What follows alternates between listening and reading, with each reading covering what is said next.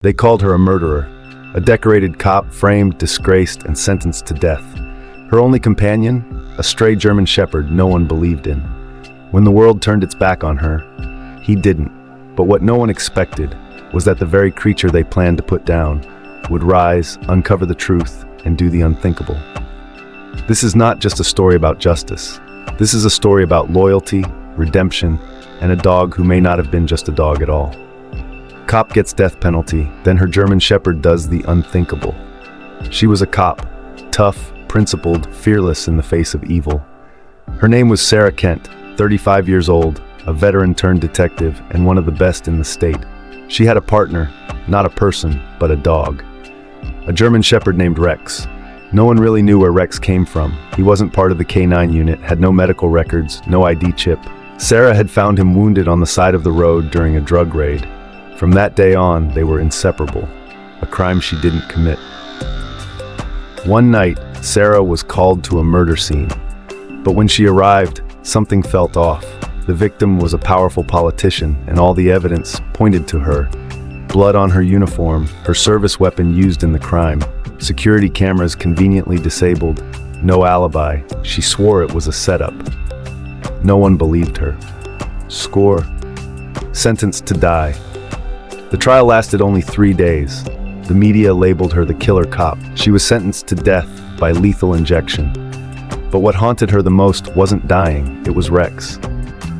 No one would adopt a dog associated with a convicted murderer. Authorities planned to euthanize him. The night before her execution, she whispered through the bars to her only friend, "If there's something out there listening, protect the truth, Rex. Do what no one else can. Do the unthinkable." The unthinkable happens.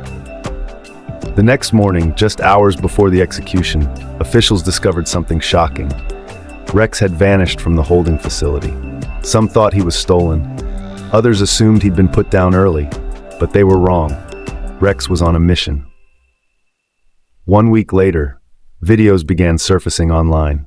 A security camera caught a German shepherd digging frantically behind an old abandoned warehouse. Police were alerted. At the site, they uncovered a buried hard drive, hidden beneath layers of dirt and debris. It contained surveillance footage that had gone missing during Sarah's trial. The video clearly showed someone else, Sarah's former partner, committing the murder and framing her. He had since fled the country.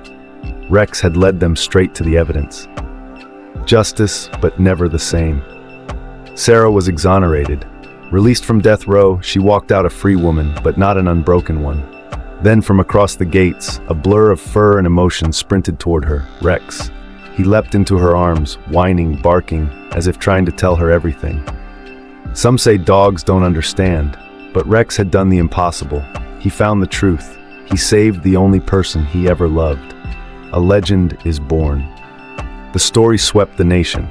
Rex received the Medal of Honor, becoming the first dog in history to save a human from death row. A new law was even passed, called the Rex Act, which allowed old convictions to be reinvestigated using forensic AI and new digital evidence standards. And Sarah? She never returned to the police force. Instead, she opened a rescue and training center for abandoned dogs, offering them what Rex once gave her, a second chance. And Rex? He still lays at her feet every day. Not just a dog, but a silent guardian, the hero who did the unthinkable. Part 2, the dog who remembered justice. A nation remembers after Sarah's release. Media outlets couldn't get enough of the story. German shepherd uncovers buried evidence, saves woman from death row. The canine with a conscience. Is Rex the smartest dog alive? But for Sarah, it wasn't a headline, it was redemption. Not just from death, but from being forgotten.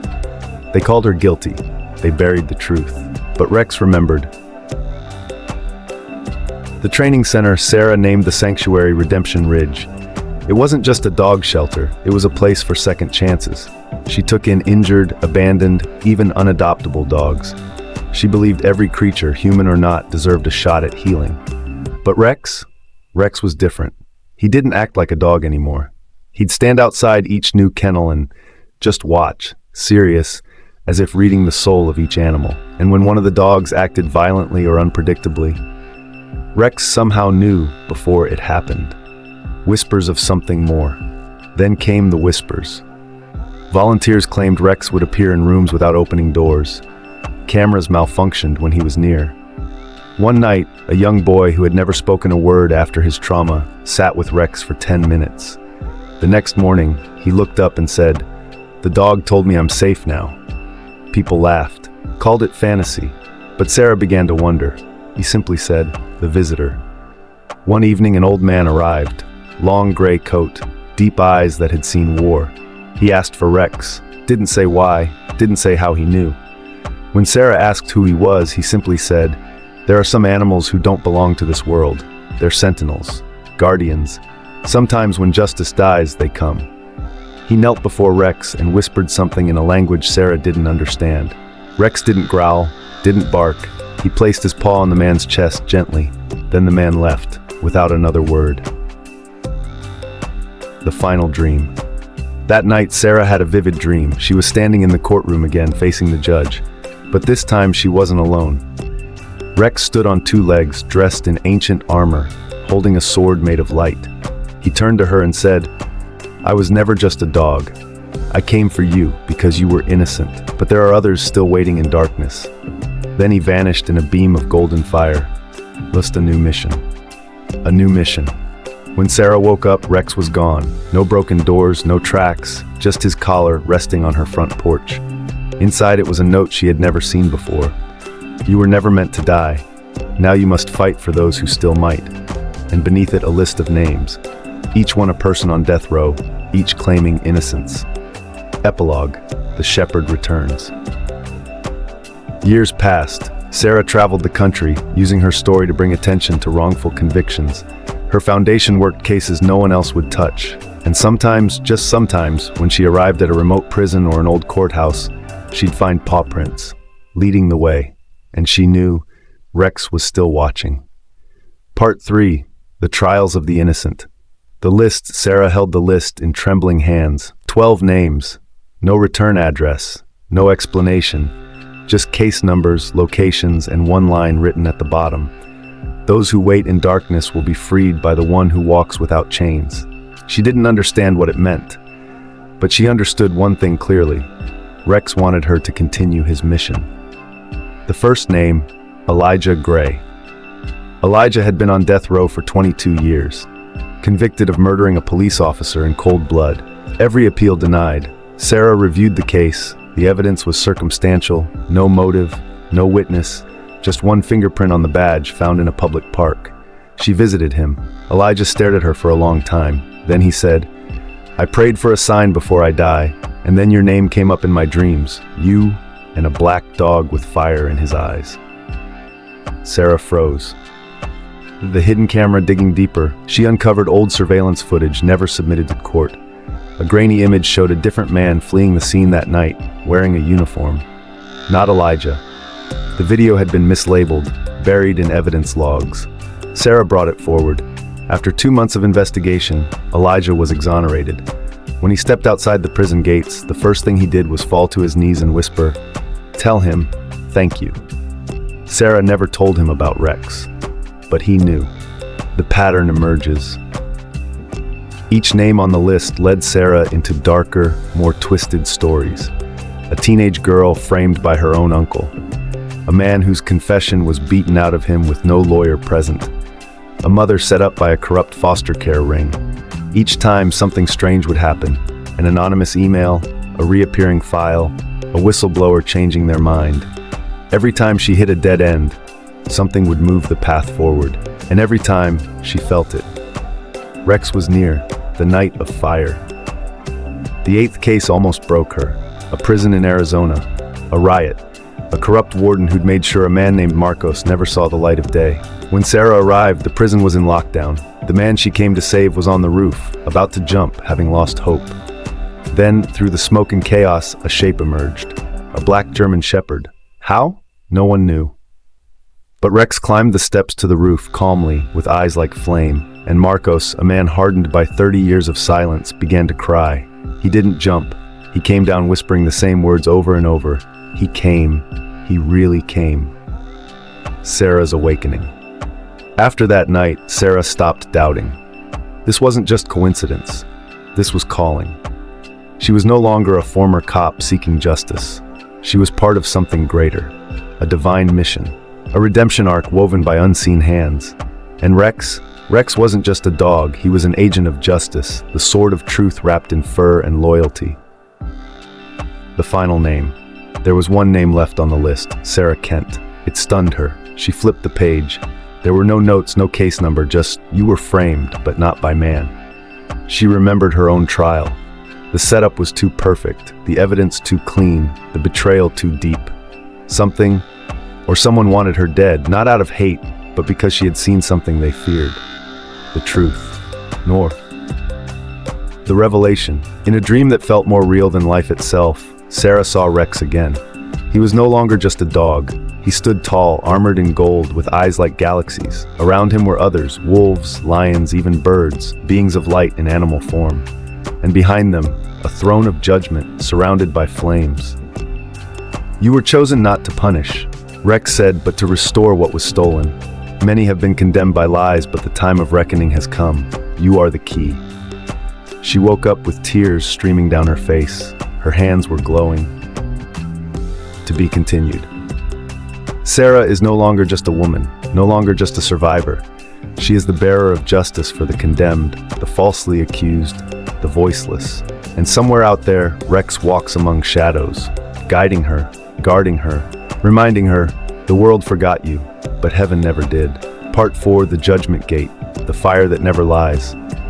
Sarah stood at the edge of a canyon in New Mexico, an ancient place called La Puerta del Juicio by the native tribes, the Gate of Judgment. It wasn't on any map. She had been guided by symbols, whispers, coordinates hidden inside a sealed envelope, one left mysteriously on her bed with only one line written inside, return what was stolen from the light. She knew this was the end of her journey, or the beginning of something even bigger, and she wasn't alone. Behind her, 12 figures stood, the 12 she had saved. Each had answered the call. Each had come to repay the debt of truth. And beside her, Rex. The gathering of the unseen. As the sun dipped below the horizon, the air changed. From the shadows came creatures not of this world, great lions of silver light, hawks with wings of flame, wolves who walked upright. Beasts of justice, guardians of the veil. Rex stepped forward and began to change. Before Sarah's eyes, fur turned to light. Limbs became armor. A sword formed in his paw. He was no longer a dog. He was a watcher, one of the immortal sentinels bound to the ancient law of justice. And then the sky tore open. The final trial. A figure descended, cloaked in shadows, crowned in deception. The accuser. The one who had framed Sarah. The one who had orchestrated her death penalty. The one who whispered lies into the ears of corrupt judges, planted false evidence, and preyed upon the innocent. His name had been erased from all records, but in this place he had no mask. He spoke. She was never meant to live. She defied the system. She broke the silence. She is dangerous. Sarah stepped forward, her voice unwavering. You call me dangerous because I exposed the lie. But justice is not your throne. It belongs to truth.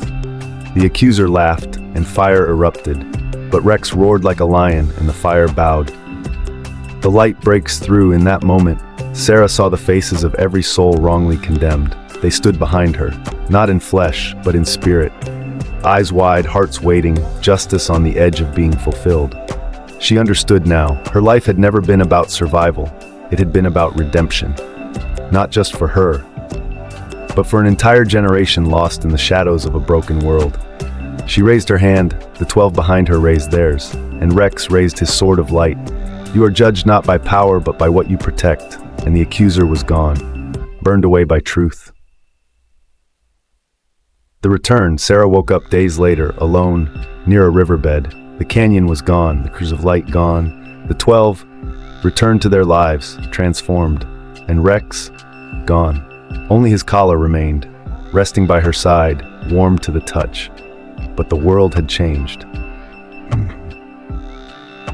The legacy. A global movement started, Project Rex.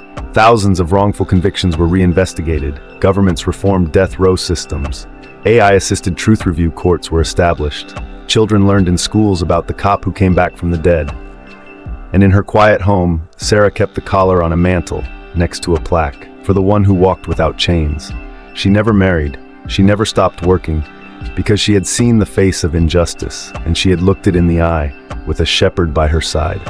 Epilogue, the last paw print.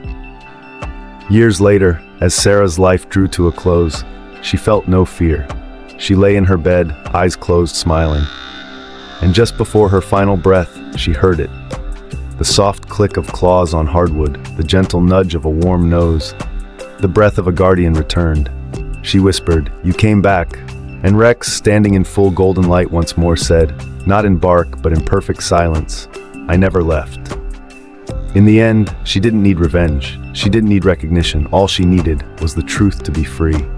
And it was. Because sometimes justice doesn't come in a courtroom. It comes on four legs, with eyes that never lie, and a heart that would walk through hell, just to bring you back. He was more than a partner. He was the sword of the silent, the guardian of the innocent. And long after the world forgets her name, they'll still whisper his in wonder, the dog who remembered.